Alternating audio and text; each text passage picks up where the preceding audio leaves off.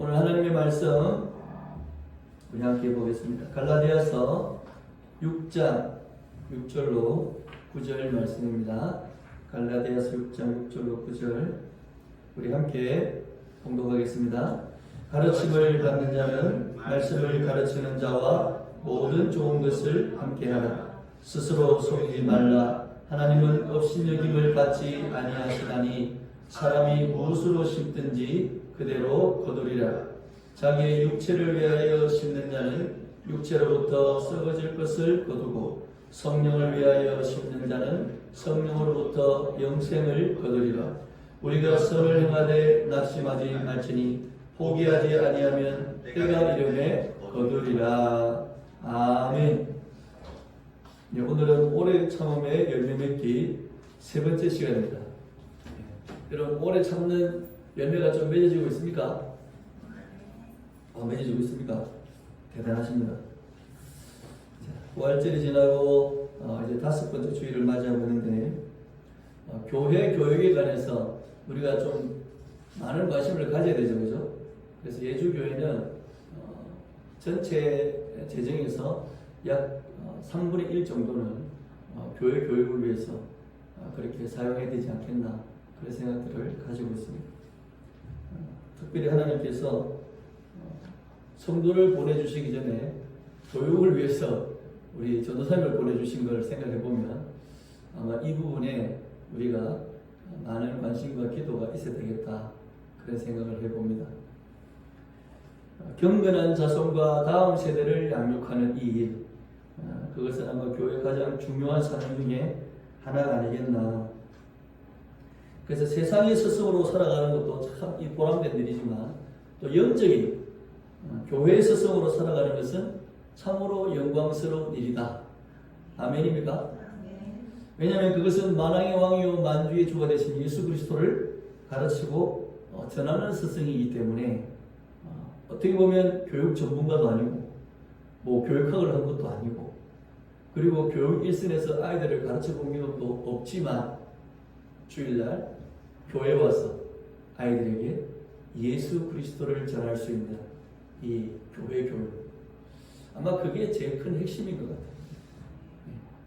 저도 한때는 주일학교 교사는 역량이 부족해서 안 돼, 어떻게 발전하겠나 이런 생각을 했던 사람입니다. 근데 세월이 지나 보니까 교회 교육은 딴 게 없구나. 예수를 전하고 예수를 심으면 되는데 그게 단데 뭐 여기다가 교육학 집어넣고 심리학 집어넣고 뭐 내적 치유 집어넣고 이래가지고 물론 그런 노력은 있어야 되지만 핵심을 놓쳐서는 안 되겠다 그런 생각을 많이 해봤습니다. 여러분 지금 화면에 보이는 이 가사가 생각나십니까? 1절은 생각이 나시죠? 왜냐하면 1절은 늘 부르니까. 근데 2절, 3절은 여러분 잘 모르시죠? 네, 그래서 제가 2절, 3절을 쭉 보니까요, 이게 보통 노래가 아니더라고요. 1절에 보니까 스승의 은혜는 하늘 같아서 뭐 다 알지 않습니까? 참되거라 바르거라 가르쳐주신 뭐 다 아는 얘기잖아요. 근데 2절에 가니까요, 제가 빨간색으로 해놨죠. 네, 뭘 길러주신? 마음을 길러주신 스승의 은혜를. 그러니까 처음에는 참되거라 바르거라고 가르쳐주신 스승의 은혜를 생각하다가 2절에 가니까 내 마음을 길러주신 이 스승의 은혜를 또 이렇게 얘기하더라고요. 그래서 가사가 참 대단한 가사다. 근데 3절 가니까 더 대단한 가사인 거예요. 바다보다 더 깊은 스승의 사랑, 갚을 길은 오직 하나. 뭐 할 길? 갚을 길은 오직 하나래. 그게 뭐냐니까 살아 생전에 가르치신 그 교훈 마음에 새겨 나라 위에 결례 위에 일하오리다. 그러니까 1절에는 우리가 1절만 부르니까 1절을 보니까 참되거라 바르거라 당연한 가르침 아니겠습니까? 근데 2절 가니까 마음을 길러주셨다. 참 따뜻한 느낌이 들더라고. 근데 3절 딱 가니까 무슨 얘기가 나와요? 내 살아 생전에 스승이 가르치신 이 가르침을 마음에 새겨. 어떻게 된다고요? 나라와 교회를 위해 일하오리다. 이렇게 이 노래가 스승의 은혜를 이렇게 높이는 노래라기보다는 정말 비장한 각오로 이 배움을 가지고 나라와 교회를 위해서 일하겠다. 이런 비장한 노래더라고요. 그래서 제가 좀 1절만 우리가 늘 노래하다 보니까 이 노래가 이렇게 비장한 노래였나? 라는 느낌을 제가 준비하면서 많이 느꼈습니다. 그래서 여러분, 세상의 스승의 가르침과 이 마음에도 사람들이 이렇게 반응하기를 소망했다. 가르치고 또 배워서 또 마음을 배우고 길러져서 이걸 어떻게 한다고요? 나라와 교회를 위해서 내 살아생전에 일하겠습니다. 와. 여러분, 예수 그리스도의 말씀을 배우고 가르침을 받고 그리스도의 마음을 삶으로 우리가 배웠잖아요. 그 다음 우리 어떻게 돼요? 교회와 나라를 위해 일하오리다. 여기까지 가야 되잖아요. 교회와 주의 나라를 위해 일하오리다. 이렇게 가야 되잖아요. 근데 가만히 생각해 보니까 가르침은 정말 많이 받는 것 같아요. 지금 여러분 설교가요, 홍수 시대야. 설교가 휴대폰만 딱 열면 뭡니까? 자기 원하는 목사님, 자기 좋아하는 설교, 자기 좋아하는 본문 읽고 듣고 설교도 묵상할 수 있고 얼마나 많은 혜택이 주어져 있는지 모릅니다. 자, 가르치고 받았습니다. 또 교회 생활하면서 예수의 마음을 우리가 배우고 그 다음에 어떻게 됩니까? 예수의 나라와 그의 영광을 위해 내 이 살아생전 일하오리다. 이렇게 가야 되잖아요. 근데 어떻게 하고 있어요? 이 3절까지 못 가고 있지는 않는가. 그런 생각이 들더라고요. 야, 세상의 배움과 가르침도 이렇게 받아서 내 살아생전 교회와 나라를 위해 일하겠습니다. 이런 결심을 다지는데 예수 그리스도를 배우고 가르치고 그 마음을 우리가 담았음에도 하나님의 나라와 그의 영광을 위해 내가 일하오리다까지 우리는 나가기 싫어하는 것 같다. 그래서 전부 다 어디로 와요?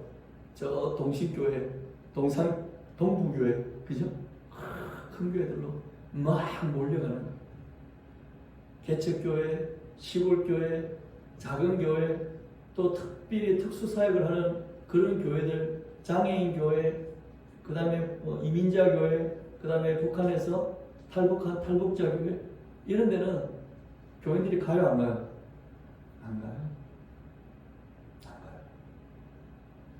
나라와 교회를 위해 살아생전 일하오리다라는 이 세상 스승의 가르침에도 이렇게 반응하자고 노래를 하는데 우리는 지금 어떻게 하고 있나? 그럼 이 문제가 어디서부터 출발할까? 저는 교회 교육에서부터 출발한다, 그렇게 보는 거죠. 우리 아이들에게 어떻게 가르쳤을까? 그런 고민을 참 많이 하게 되는 그런 시간이었습니다. 제가 고대도 다닐 때 고대도의 목사님이 미국에서 오랫동안 한인 목회를 하신 분이었습니다. 단임 목회를 크게 하셨습니다. 그 지역에서 제일 큰 한인교회 단임 목사를 하셨던 겁니다. 근데 그가 스스로 은퇴하기 전에 나이가 많이 남았는데도 내가 더 늙기 전에 선교 사역을 감당하리라 이러고는 교회 사표 던지고 선교를 하겠다고 나온 거예요. 그리고는 한국에 있는 선교지를 찾아온 게 고대도인 거예요. 그분이 미국에서 오래 사셨기 때문에 미국에서 자기 아이들을 키웠습니다. 근데 그 아이들을 키울 때 자기 아이들에게 가르치는 이 미국식 교육을 보면서 참 많은 감동을 받았다고 해요. 그게 뭐냐니까 미국에서 초등학교 유치원 아이들이 자랄 때 항상 빼놓지 않고 교육하는 이 교육의 주제가 뭐였냐니까 너희가 배우고 너희가 받은 이 모든 배움과 혜택을 나중에 너희들이 누려서 성공해서 자라서 이 모든 것을 발휘할 그때 그것을 어디로 돌려줘라? 사회로, 국가로 돌려주라는 이 교육을 어릴 때부터 시킨다. 제가 너무 놀랐습니다. 이게 교육의 차원이 다른 거예요. 우리나라뿐만 아니라 적어도 대부분의 나라들의 교육의 포인트는 어디 있습니까? 네가 배우고 노력해서 이 모든 혜택을 딱 받은 후에 그걸 가지고 어떻게 됩니까? 잘 묵고 잘 살고, 그죠? 노후도 편안하고 자식들도 잘 이렇게 넘겨줄 수 있는, 그게 인생의 포인트입니다. 제가 중국에 유학했던 아주 중국에서 독일로 유학했던 한 그 학생 얘기를 들었습니다. 독일에서 의과대를 공부하다가 한국으로 온 친구를 만났는데, 그 친구의 아주 절친이 중국에서 유학해서 독일에 의과대를 지원한 학생이었다.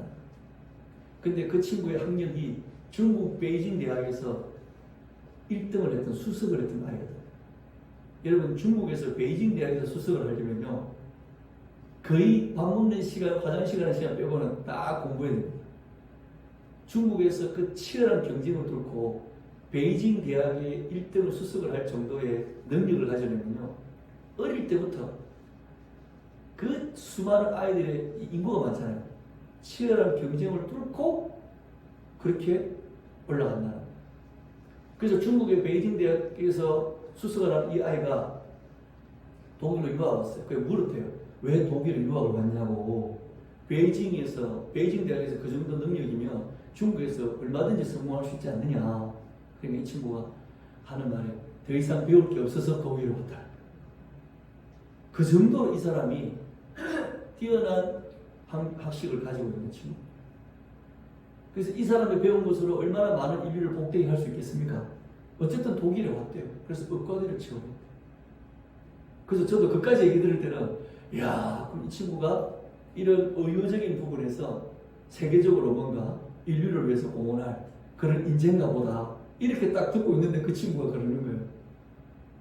그래서 그 중국의 베이징에서 유학 온 그 친구가 마지막 도달하는 지점이 어딘 줄 압니까? 그러더라고. 그 어딘 줄 아세요? 치과의사입니다. 치과의사. 우리나라도 치과의사는 돈을 많이 벌죠. 독일에서 돈을 제일 많이 버는 의사가 역시 치과의사입니다. 그래서 그 베이징 대학에서 더 이상 중국에서 배울 게 없어서 넘어온 그 어마어마한 인재가 독일의 의과대학 와가지고 마지막 자기가 도달한 종착점이 어디냐니까 치과의사인 거예요. 뭐 하려고? 자기 자신이 잘 먹고 잘 살라고. 이게 얼마나 큰 차이죠. 그러면서 그러시더라고요. 목사님, 미국의 아이비리그라고 말하는 하버드나 예일이나 이런 대학들 왜 아이비리그 명문대라고 말하지 않습니까? 공부를 잘해서 명문대학이라고 말하지 않습니다. 그럼 왜 그게 명문대학입니까? 거기서 나온 인재들이 세상에 나가서 성공을 한대요. 어마어마한 부를 누리고 어마어마한 자리에 간대요. 근데 중요한 것은 그 졸업생들이 그 자기들이 가진 부와 혜택과 능력을 자기 학교로 다시 환원시킨대요. 그 환원시키는 금액과 그 환원시키는 규모가 얼마나 크냐에 따라서 명문대가 결정된다. 이게 아이비리그를 바라보는 우리의 눈과 미국 사람들의 차이입니다. 우리는 아이비리그 그러면 거기만 갔다 오면 뭐가 된다는 겁니까? 한국에 오면 출세는 따놓은 당상이라는 거죠. 아무 걱정 없이 한국에서 살 수 있다는 거죠. 이게 우리와 그 미국의 교육의 너무나 큰 차이입니다. 제가 그거 듣고 그냥 포기했습니다. 이건 따라갈 수가 없는 거예요. 따라갈 수가 없어요. 교육의 강점은 뭡니까? 예술을 전하는 겁니다. 예술을 가르치는 겁니다. 근데 예술을 배웠습니다. 예술을 가르침 받았습니다. 그 다음에 어떻게 됩니까? 빛과 소음으로 쏟아부어야죠. 그래서 우리 예주교회는 그런 교육을 하는 교회가 되기를 간절히 소망합니다. 여러분도 이를 위해서 기도해 주셨으면 좋겠습니다. 자, 그런 교육을 바라보면서 기도하는 마음으로 오늘 본문을 보았으면 좋겠습니다. 우리 고린도 오늘 본문 보니까 6절을 한번 같이 읽도록 하겠습니다. 6절 가르침을 받는 자는 말씀을 가르치는 자와 모든 좋은 것을 함께 하라. 아멘. 자, 가르침을 받는 자는 갈라디아 교회 교인들이겠죠. 그리고 가르치는 자는 누굴까요? 사도 바울? 아니죠. 왜? 사도 바울은 교회를 세우고 나면 그 교회를 뭡니까? 떠나잖아요. 그리고 그 교회를 세우고 나면 그 교회 누굴 세웁니까? 그 교회 지도자들을 세웁니다. 말씀을 가르치고 교회를 다스릴 목회자와 장로들을 세워놓고 사도 바울은 다시 교회를 세우러 지역을 떠나죠. 그러니까 지금 갈라디아 교인들은 가르침을 받는 자고 말씀을 가르치는 자는 누굽니까? 현재 갈라디아 교회에서 사역을 하는 분들이죠. 그래서 갈라디아 교인들아 너희는 가르침을 받는 자니 너희에게 말씀을 가르치는 자와 모든 좋은 것을 함께 하라는 겁니다. 이건 무슨 말이냐면 고린도전서 9장에 보시면 11절에 이렇게 되어 있습니다. 우리가 너희에게 신령한 것을 뿌렸은즉 너희의 육적인 것을 거두기로 과하다 하겠느냐. 그러니까 바울은 말씀을 가르치는 자가 신령한 것을 뿌린다는 거예요. 그러면 성도들은 그것을 가르침을 받는 자는 너희의 육적인 것으로 보여요. 그 가르침을 가르치는 자를 뭡니까? 책임져 주는 그것이 맞다는 거예요. 그리고 12절에 보니까 그러나 사도 바울은 이 권리를 쓰지 않고 참는다는 거예요. 자기는 거기에 계속 거주하는 사람이 아니고 자기는 교회를 세우고 또 움직이잖아요. 그러니까 복음의 장애가 되지 않기 위해서 사도 바울은 자비량으로 자기가 일을 하면서 교회에 사역을 했습니다. 그리고 14절에 이렇게 했습니다. 같이 읽을까요? 이와 같이 주께서도 복음 전하는 자들이 복음으로 말미암아 살리라 명하시느니라. 아멘. 그래서 말씀을 받는 이 교회는 성도들은 말씀을 가르치는 사역자를 어떻게 됩니까? 모든 좋은 것을 함께 해야 됩니다. 이게 사도 바울의 가르침입니다. 예. 어떤 사람들 그러더라고요. 사도 바울이 자비력으로 사역했으니까 목회자들도 자비력으로 사역해야 되는 거 아니냐? 이렇게 얘기합니다. 근데 그렇지 않아요. 사도 바울은 그렇게 가르치지 않았습니다. 사도 바울 자신은 떠났지만 자기가 세우는 교회에 세워진 지도자들은 말씀의 사역자들은 교회가 책임지기를 원했다는 겁니다. 저는 사도 바울을 신대원 다닐 때 아시바 선교사라고 그렇게 별명을 붙였습니다. 아시바 선교사라고 하니까 신대원에 있는 교수님과 학생들이 무슨 말인지는 못 알아듣더라고요. 왜? 아시바라는 게 무슨 말인지 모르니까. 여러분 아시바 아세요? 아시바가 뭐냐면 우리 그 공사용으로 비계입니다. 비계. 여러분 건물을 세우기 전에 그 쇠파이프로 뭡니까? 옆에 먼저 틀을 올리죠. 왜냐하면 거기 일꾼들이 벽돌을 올리려면 그걸 틀을 짚고 해야 되기 때문에 그 세우는 그걸 비계라 그럽니다. 그걸 일본말로 아시바라 그래요. 그거를 다 세우면서 거기서 천천히 뭡니까? 벽돌을 세우면서 기둥을 세우고 집을 세워 나갑니다. 근데 집이 어느 정도 기둥이 딱 쓰고 완성이 되면 그 비계를 어떻게, 아시바를 어떻게 합니까? 철거해 버립니다. 맞죠? 빨간 벽돌 다 하고 나면 아시바가 철거됩니다. 그래서 제가 바울을 이끌어서 아시바 선교사다 그렇게 제가 별명을 붙였어요. 왜냐하면 사도 바울은 교회를 세우기까지 뭐야? 세우기까지 자기가 이 아시바 역할을 하는 거예요. 근데 교회가 딱 서잖아요? 그럼 아시바는 뭐예요? 철거가 되는 거예요. 그래서 제가 사도 바울을 아시바 선교사다 이렇게 별명 붙이니까 그때 신대원에 있는 교수님하고 학생들이 뭔지 몰라 묻더라고요. 그래서 제가 그렇게 설명을 드린 적이 있습니다.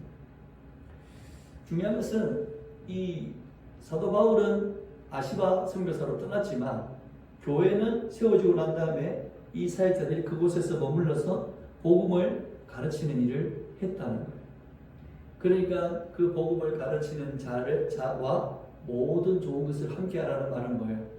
그 복음을 가르치는 자를 위해서 살해하고 그의 생활을 돌봐주라는 거예요. 왜? 복음 사역을 감당하는 일도 뭡니까? 매우 벅차기 때문에.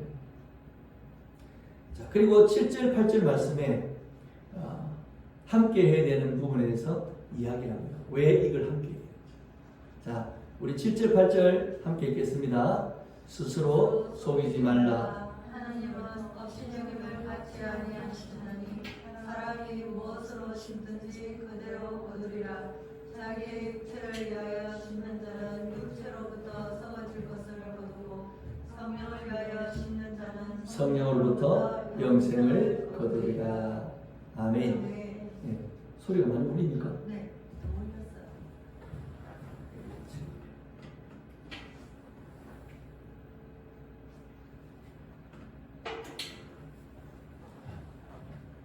지금 좀 괜찮습니까? 괜찮아요? 네. 전체를 너무 올려놨어요. 자, 오늘 여기 보니까 사람이 무엇으로 심든지 오늘 이 7절, 8절 말씀에 요약을 해보면 이렇습니다. 사람이 무엇으로 심든지 그대로 거두게 되는 것은 하나님의 법칙입니다. 맞습니까? 이 법칙을 인간이 폐지할 수 없다는 거예요. 그러므로 자신도 하나님도 속이지 말고 제약된 본성을 충족시키기 위해 살지 말고 성령 하나님을 기쁘시게 하는 일을 위해서 살아라는 거예요. 그래서 영생의 열매의 결과를 누리라는 거예요. 그래서 말씀과 성경과 복음을 가르치는 자는 무엇을 심으라고 하겠습니까? 육을 위해 심으라 하겠습니까? 성령으로 심으라 하겠습니까? 그죠? 그러면 말씀을 가르치는 자는 육체를 위해서 심으라고 하지 않고 성령을 위해서 심으라고 한다는 거예요. 많이 울려요? 그래요.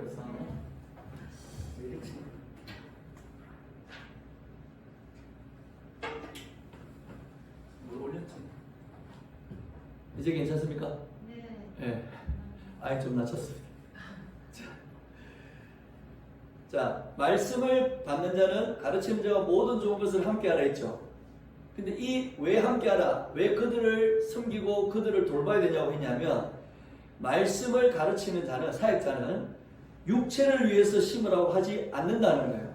맞죠? 성령을 위해서 심으라고 한다는 거예요.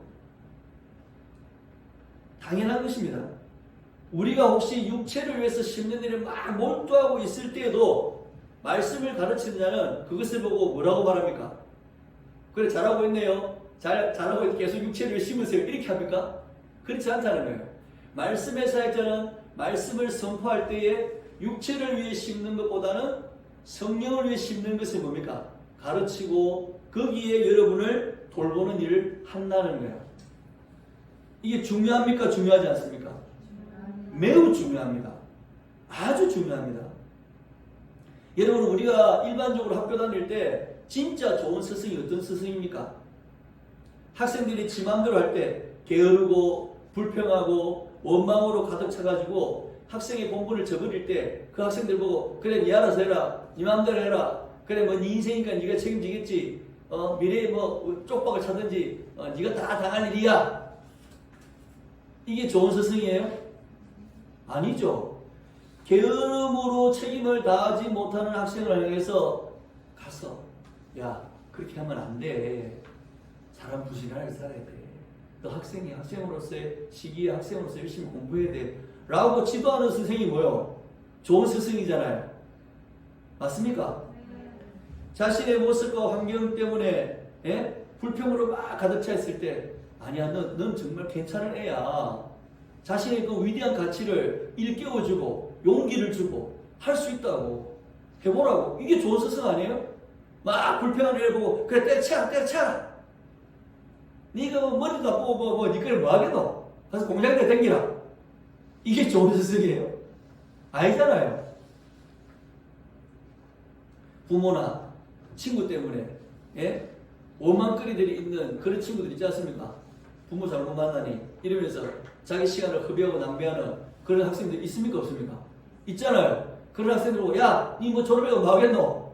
니 고등학교 졸업 안 된다. 자퇴해라 그냥. 이게 좋은 스승이 아니잖아요.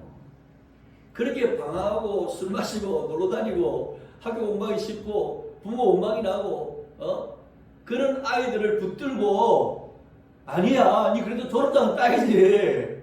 고등학교 졸업장은 있어야 밖에 나가서 뭘 할 수 있다. 그게 좋은 스승 아닙니까? 예?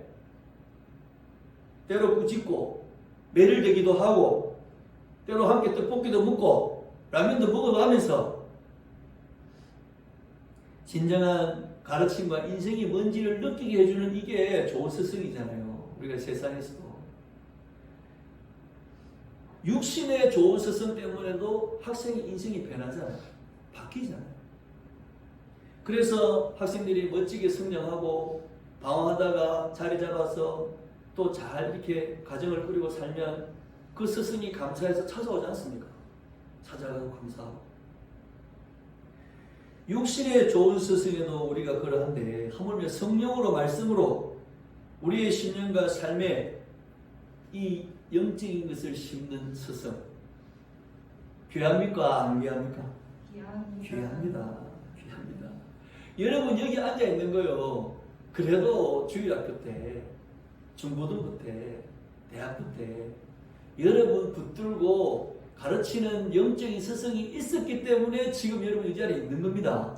여러분이 되게 잘나가지고 믿음이 좋아서 있는 거 아닙니다. 그때 그 시절마다 여러분에게 예수를 심고 예수를 말하고 예수를 섬기고 따르는 일을 함께 했던 교사가 있었기 때문에 교육학을 배운 것도 아니고 교사 자격증도 없고 아무것도 없지만 그저 예수를 믿는 믿음 하나로 여러분을 붙들었던 교사가 있었기 때문에 뭐예요? 오늘 저와 여러분이 이 자리에 있는 겁니다. 육신의 스승도 감사하고 고마운데 여러분 영적인 스승도 여러분에게 있습니까 없습니까? 있습니다. 이번 한 주간은 그 영적인 스승을 찾아보시는 한 주간 되시길 바랍니다. 아멘. 그 영적인 스승한테 한번 전화해보고 저는 이제 전화할 때가 잘 몇 군데가 없네요. 제가 저를 신앙하게 했던 목사님이 원래 돌아가셨습니다. 이 스승의 날이 되면은 그래도 전화드리고 또 한 번씩 찾아가 뵙고 기도도 받고 이랬는데 이제는 그런 데가 없네요.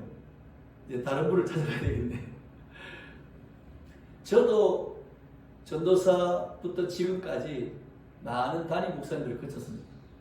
담임 목사님들이 저를 볼 때 무슨 생각을 했겠어요? 저도 담임 목사님들을 볼 때 아이고 저래가지고 목회한다고 저게 무슨 목회고 아이고 저래가지고 교회 되겠나? 설교가 왜 저 모양이야? 그랬던 저였습니다. 근데 그 담임 목사님들이 저를 보면서 무슨 생각했을까요? 아이고 저 전도사가 아이고 저 강도사가 아이고 저 부목사가 언제쯤 제대로 된 목사 되겠노? 그 생각을 했겠어요 안 했겠어요? 했겠죠. 가르침을 받은 대로 살아가는 일은 참 어렵습니다. 또 우리가 그걸 가르침을 받았다고 해서 우리의 삶이 그대로 되어지는 경우도 잘 없습니다. 그러나 오늘 하나님은 우리에게 이 믿음의 교사들을 많이 붙여주셨습니다. 여러분 예주교회는 여러분에게는 좀 죄송하지만 그래도 이창호 목사가 뭐예요? 이 말씀을 가르치는 사역을 감당하고 있는 거죠. 여러분 저한테 감사하셔야 됩니다. 아멘. 아멘 크게 안 하네. 그래서 가르치는 자와 모든 좋은 것을 함께하라는 이 말은 정말 중요한 말이에요. 왜? 성령으로 심는 것을 가르치고 그것을 돕고 그것에 함께하는 사람이기 때문에 그렇습니다. 자, 우리 9절 말씀 같이 읽겠습니다. 우리가 선을 행하되 낙심하지 말지니 포기하지 아니하면 때가 이름에 거두리라. 아멘. 여러분 모내기 하면 뭐를 심으면요 그걸 추수하려고 하면 최소 5개월 6개월 기다려야 됩니다. 맞죠? 성령으로 심어서 그 열매를 영원한 영생의 은혜의 열매를 거두는 데까지 시간이 많이 걸리겠죠. 어떻게 해야 됩니까? 낙심하지 말아야 됩니다. 포기하지 말아야 됩니다. 자, 근데 우리에게 낙심거리가 있습니다. 첫 번째가 뭘까요? 육체가 연약해서 낙심할 수 있습니다. 그렇죠? 저도 개체가 얼마 안 지나서 몸이 막 힘들어지니까 낙심이 오더라고요. 어떤 낙심? 아, 개체 그만해야 되겠다. 아우, 내일 교회 하겠다. 힘들어 죽겠네. 누가 도와줄 사람도 없고 혼자서 맨날 이런 생각 들어요, 안 들어요? 들죠. 그러나 우리 영원한 생명, 이 영생은 육체로 심는 게 아니잖아요. 그죠? 그래서 성령으로 심는 거기 때문에 육체가 나를 힘들게 할지라도 낙심하거나 포기하면 안 된다. 여러분 닉 부이치치 아시죠? 팔, 다리 다 없는 분. 그죠? 그분 사는 거 봤잖아요. 육체의 낙심은 그에게 뭡니까? 아무런 문제가 되지 않아요. 여러분 송명희 시인이라고 있습니다. 저희들 중고등부 때 영향을 많이 받았던 시인인데 뇌수마비입니다. 뭐 몸 자체를 그냥 어떻게 할 수 없는 사람. 근데 그 사람의 시로 얼마나 많은 사람들이 감동을 받고 은혜를 받는지 몰라요. 그래서 여러분 육체가 연약할수록 낙심하기보다는 어떻게 됩니까? 건강을 찾아야죠. 노력해야 됩니다. 운동하세요. 사모님 운동하세요. 네. 둘째는 뭡니까? 마음이 약해서 낙심하는 사람이 있습니다. 여러분 마음이 약한 사람들은 조금만 안 좋은 상황이 생기면 뭡니까? 그냥 낙심해버립니다. 포기해버립니다. 자, 근데 잠언 28장 26절에 이 좋은 말씀이 있더라고요. 같이 읽읍시다. 자기의 마음을 믿는 자는 미련한 자요, 지혜롭게 행하는 자는 구원을 얻을지니라. 여러분 자기의 마음을 믿으면 안 됩니다. 아멘. 자기의 마음을 믿지 않는 것이 성령으로 심는 것이다. 이렇게 얘기했습니다. 자신을 믿는 것은 성령을 대적하는 행동이다 라고 박유선 박사가 주석을 했습니다. 여러분 우리의 마음은 믿을 수 있습니까? 우리의 마음은 믿을 게 못 됩니다. 우리의 마음을 믿지 않는 것이 성령을 믿는 자가 되는 거예요. 맞죠? 그래서 여러분 우리의 마음을 믿지 말고 성령을 믿고 의지하는 지혜로운 자가 되시길 바랍니다. 자, 세 번째는 뭐가 나쁘면, 환경이 나쁘면 힘들어서 낙심할 수 있습니다. 여러분 개척교회라는 환경은 좋을까요? 나쁠까요? 보편적으로 사람들은 나쁘다고 얘기하죠. 그래서 저한테 사람들이 그럽니다. 목사님 기도를 많이 해야 됩니다. 하나님께 매달려야 됩니다. 근데요 환경이 나쁘면요 자동적으로 매달리게 돼 있어요. 그죠? 그래도 됩니다. 막 힘들고 도저히 뭐 어떻게 할 방법이 없으면 결국은 누구한테 엎드려야 돼? 하나님께 엎드리고 하나님께 매달릴 수밖에 없습니다.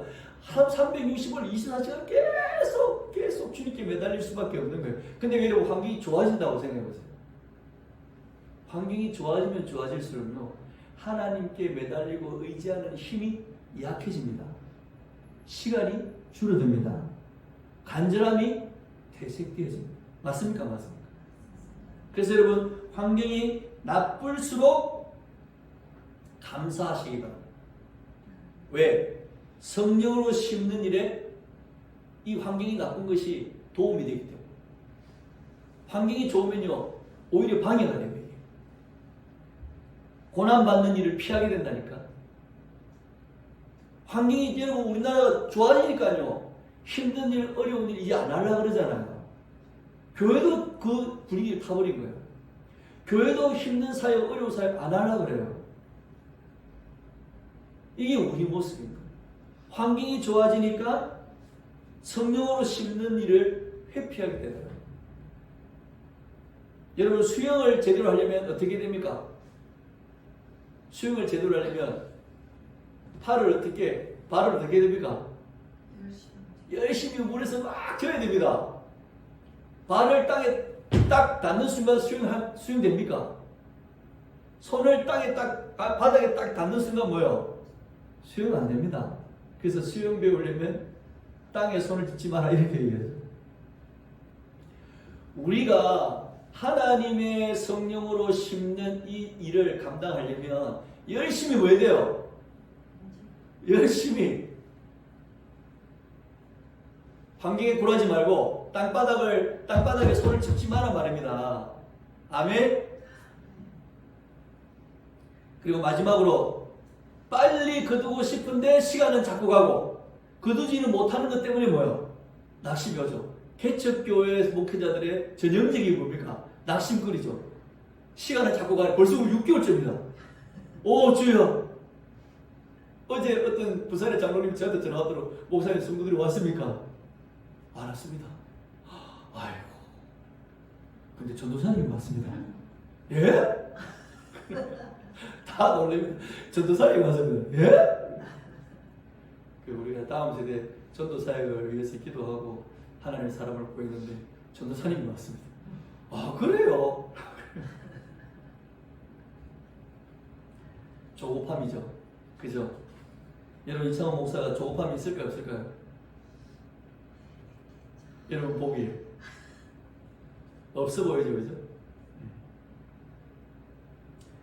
자, 육신이 또 마음이 또 환경이 시간이 우리를 낙심케 할 수 있습니다. 그러나 오늘 말씀은 우리에게 뭐라 그럽니까? 선을 행하되 낙심하지 말지니 포기하지 아니하면 때가 이르리라. 아멘. 아멘. 여러분 오래 참음의 열매는요, 낙심하지 않고 포기하지 않고 때가 이를 때까지 뭡니까? 기다리는 겁니다. 여러분 이 열매를 위해 기도하셔야 됩니다. 모내기부터 추수 때까지 기다리는 동서꾼처럼 신입생이 졸업생이 될 때까지 기다리는 선생님의 마음처럼 때를 기다려야 됩니다. 여러분 잠언 3장에 보면요, 모든 범사가 기한이 있고 때가 있다고 그랬습니다. 죽을 때가 있고 살 때가 있고 죽일 때가 있고 치료할 때가 있고 찾을 때가 있고 잃을 때가 있고 모든 것을 움켜잡을 때가 있고 모든 것을 놓아야 될 때가 있다. 다 범사의 때가 있다고 그랬습니다. 저와 여러분이 누군가의 영적인 스승이 이제 되어야 됩니다. 왜? 예주교회는 개척교회입니다. 이 교회로서의 자리를 잡을 때까지, 여러분 우리는 아직까지 공식적으로 교회가 아닙니다. 우리는 기도소입니다. 교회가 되려면 세교인 20명 이상이 이 교회에 출석을 해야 됩니다. 그러면 그렇게 될 때까지 여기에는 교인들이 오거나 새로운 영혼들이 옵니다. 그러면 그들에게 우리는 자동적으로 어떤 존재가 되어야 되냐? 영적인 스승의 자리에 있게 되는 거예요. 여러분이 가르쳐야 됩니다. 여러분이 마음을 가르쳐야 됩니다. 여러분이 전달해야 됩니다. 여러분이 보여줘야 됩니다. 저와 여러분은 영적인 스승의 자리에 있게 되는 거예요. 그럼 여러분 어떻게 됩니까? 여러 세대의 사람들이 올 겁니다. 아이부터 노인에까지. 그리고 여러 종류의 삶을 사는 사람들이 올 겁니다. 그들에게 여러분은 영적인 스승이 될 겁니다. 왜? 예수교회, 개척교회 초창기 멤버니까, 초대 멤버니까. 그럼 여러분이 가장 필요한 게 뭐겠어요? 낙심하지 않고 포기하지 않고 때를 기다리는 거죠. 언제까지? 성령으로 심은 그 열매가 거두어질 때까지. 아멘입니까? 아멘. 그래서 잠언 3장 11절에 귀한 말씀이 있더라고요. 우리 같이 읽읍시다. 하나님이 모든 것을 지으시되 때를 따라 아름답게 하셨고 또 사람들에게 영혼을 사모하는 마음을 주셨느니라. 그러나 하나님이 하시는 일의 시종을 사람으로 청량할 수 없게 하셨도다. 아멘. 하나님이 때를 따라 아름답게 하셨습니다. 우리 예주교회도 때를 따라 아름답게 하실 겁니다. 중요한 것은 우리의 마음에 어떤 마음이 있어야 된다고요? 영혼을 사모하는 마음을 하나님 주셨다는 거예요. 여러분 이 마음을 잃으면 안 됩니다. 영적인 스승은요, 영혼을 사모하는 마음을 잃으면 안 됩니다. 그래야 우리가 영원한 것을 가르칠 수 있습니다. 전달하고 전해줄 수 있습니다. 중요한 것은 마지막 구절이죠. 하나님이 하시는 일의 시작과 끝을 사람으로 측량할 수 없게 하셨다. 개척을 하는 목사들은요, 개척하는 성도들이 구름 때까지 막 몰려올 거라고 생각하고 다 개척을 해요. 근데 몰려와요, 안 와요? 알아요.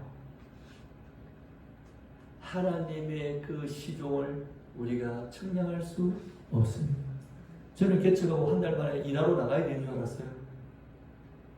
근데 아직 일 안 나가잖아요. 근데 나갈지 모르겠지만 그 시종을 하나님이 측량할 수 없게 하셨습니다. 그래서 우리는 오래 참는 성령의 열매를 맺어가야 됩니다. 여러분 기다리십시오. 때가 이름에 거두게 하실 것입니다. 그런 예주 교회로 한 주 한 주 성장해 가시길 예수님 이름으로 축복합니다.